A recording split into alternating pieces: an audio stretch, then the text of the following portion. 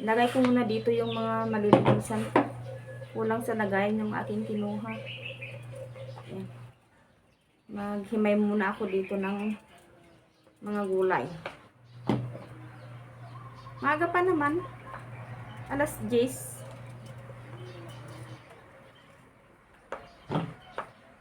Mabuti na yung sigurado kasi itong paghahanda ng pangpinakbot na ito ay matrabaho din. Consume sa oras. Alam niyo yun? Iaagahan ko na. Mas maigi ng sabi nga nila, mas maigi na yung maaga. Pati itong ampalaya, ibabad ko to sa asin. Kagaya din sa kwan, sa sili. Para mabawasan ba yung anghang, babad sa asin na may tubig. At pati na rin itong ampalaya para mabawasan din yung pait. Para yun nga, mabawasan yung pait. Na, dadalawang piraso lang nung halo. Yan lang naman palang yun lang naman pala ang na balatan. Yun lang pala kalabasa. Konti lang naman pala. Pasensya na at maingay yung background natin, ha? May nagpapagawa kasi dyan sa malapit. Papagawa sila ng bahay. Yung sa malapit sa pinupuntahan kong pinagdadamuhan ng aking biyanan. Doon sa lote ng aking hipag. Yun, yung kapitbahay niyang lote. Ngayon, dahil medyo malalaki itong talong, yung hiwa niya, hiwain ko ulit ng maliliit. Masyadong malalaki. Yun lang, napiraso yung halo ng pinakbot nila.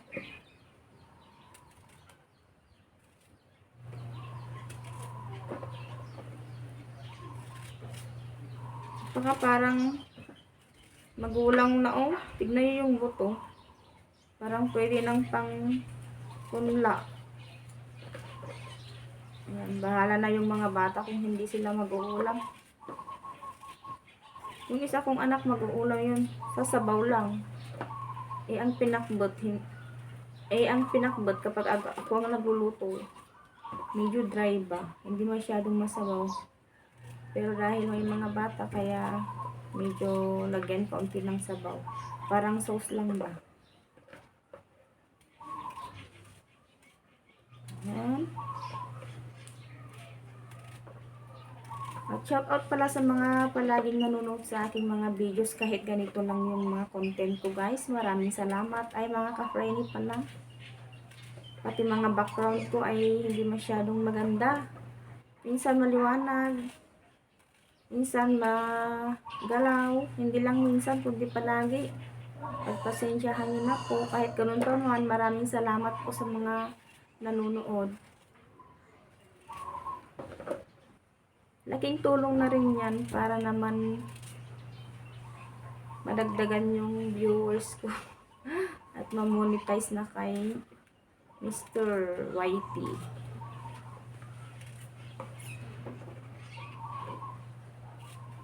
Hindi maiwasan talaga yung may sira.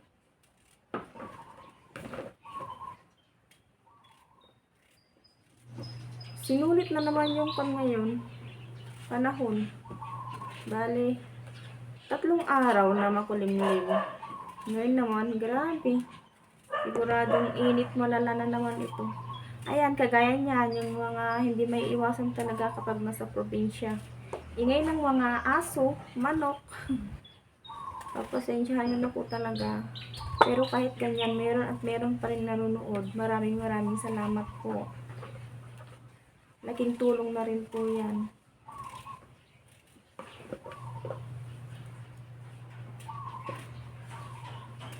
Ayan. Pwedeng isang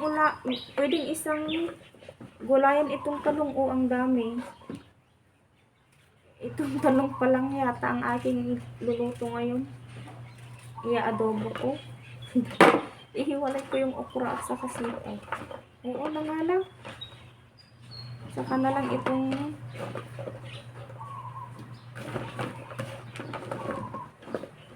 pa na ito.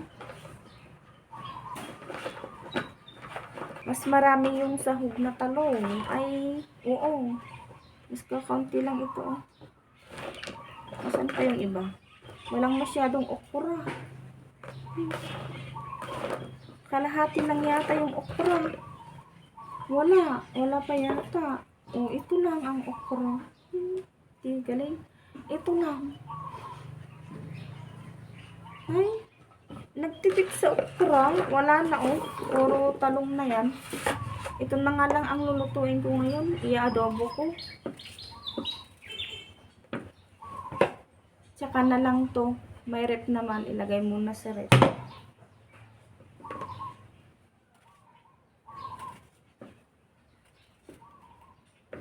Mahilig siguro sa talong yung gumawa nito. Yung nag-separate. Tignan nyo naman, oh, ang mas marami yung talong. Okra isang Okra isang piraso lang. Hindi lang isang piraso, kulang na isang piraso. Tignan nyo, oh.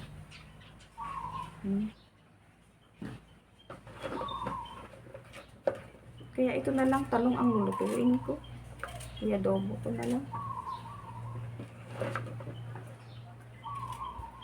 May natira pa naman kaming ulam kaninang umaga na longganisa. Yung ulam namin kagabi.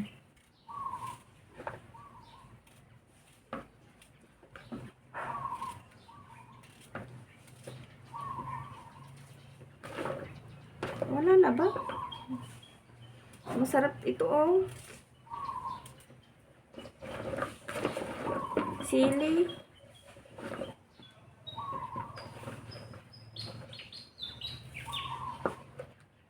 Yung iba matitigas na.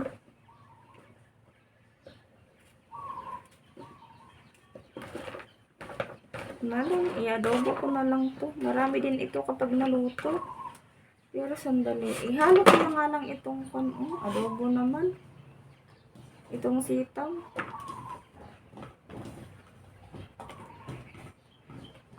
Ito, ihalo ko na lang ito sa lulutuin kong buto ng beans. Yung puti na buto.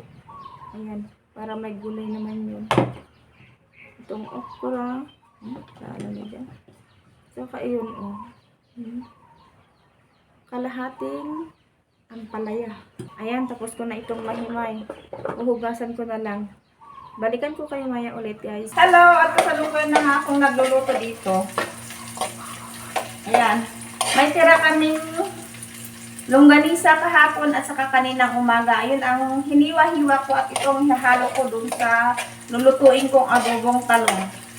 Dahil okay na to, lagay ko na yung talong. Diba? Pinakbot sana ang lulutuin ko pero dahil mas marami yung talong, kaya adobong talong na lang at saka yung kaunting sitaw. Siguro yung nagrepack dito ay mahilig sa talong. Kadaming talong. Kaya yung pinakbot na balak kong lutuin, wala na. Naging adobong talong at saka kaunting sitaw. Ayan. Lagay ko lahat ng itong talong na ito. Yan ang ayaw ko sa cellphone na gamit ko. Habang nagalaw ako, nagalaw din yung shadow.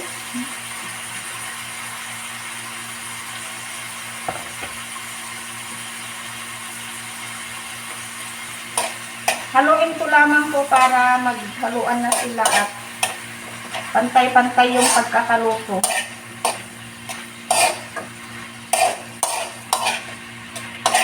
Mainit.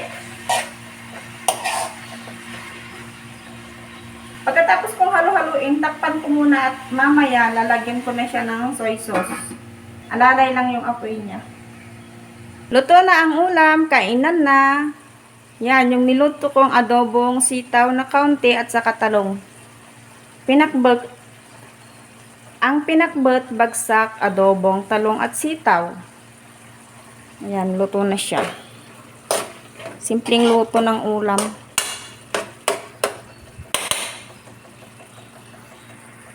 Finally, umulan na naman, kaya masayang-masaya yung mga halaman.